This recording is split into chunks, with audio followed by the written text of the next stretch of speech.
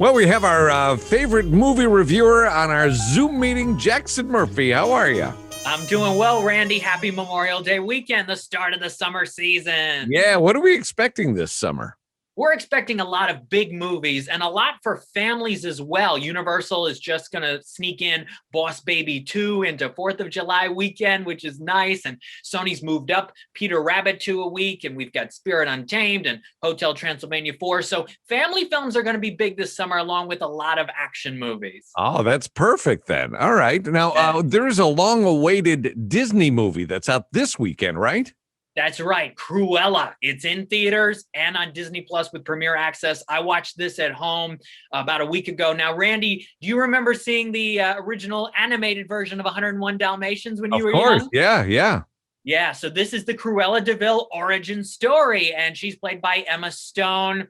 Unfortunately, I got about 101 reasons why this movie doesn't work, but I'll only give you a few. I know. It's 2 hours and 14 minutes long. It is way too long and incredibly monotone and monotonous in what it does. And it's also basically a copycat of The Devil Wears Prada, a film I love, where Emma Stone's character, Estella, that's her real name, wants to get into the fashion world, and she works under the female boss from hell, who in this case is played by Emma Thompson. Emma Thompson's in it too much. If they cut her scenes in half, her character would have had more impact.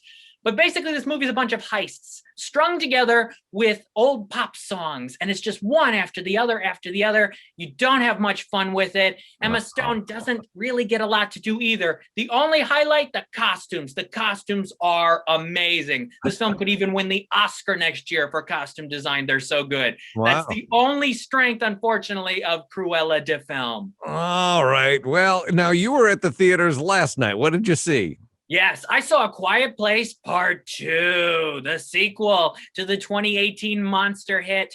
John Krasinski back as director, Emily Blunt back in the film as well. And it's the continuation of the first movie. They pick up right where they leave off. There is actually, though, a prequel scene that starts it off. And this sort of prequel scene, to give us a little more context of some characters and some things going on, is one of the film's strengths. The first 20 minutes are pretty good. Then it really cools down. Cillian Murphy's character is sort of the everyman character who embodies the rest of these survivors dealing with all the monsters that are out there. The first Quiet Place, which I didn't love, had one major story problem to it that bugged me. This film's got about 5 or 6 smaller story problems that sort of add up and don't make the experience as worthwhile as it could be. You want to invest in this family, but the problem is that logic gets thrown out the window. So you can't have it both ways of real family and real emotions and intensity and just obvious things that just don't work. The ending, which I'm certainly not going to spoil, I sort of like how it turns out. Some people may be a little upset by it. Some people may like it. So A Quiet Place Part 2, overall, I'm a little underwhelmed. All right. We're talking to movie reviewer Jackson Murphy. We're trying to find a good movie this weekend.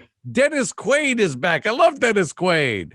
I love Dennis Quaid, too. He's one of my favorite actors. The Parent Trap, The Express. He's great. And he's great in this movie called Blue Miracle, which is on Netflix. It is based on the true story of this fishing competition that takes place in Cabo San Lucas.